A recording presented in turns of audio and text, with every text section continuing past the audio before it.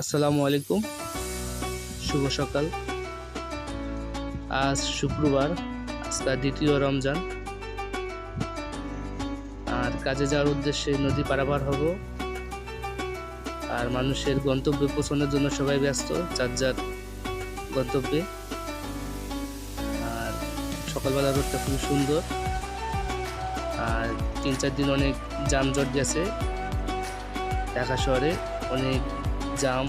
কারণ আপাতত একটু কমছে এখন। আর সকালবেলা রোজার অবস্থায় আর খুব একটা ভালো লাগার সকালটা, খুব একটা দারুণ।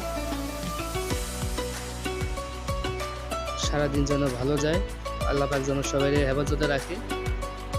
আর সবাইকে রোজা রাখার তৌফিক দান করুক। সবাই ভালো থাকবেন, সুস্থ থাকবেন।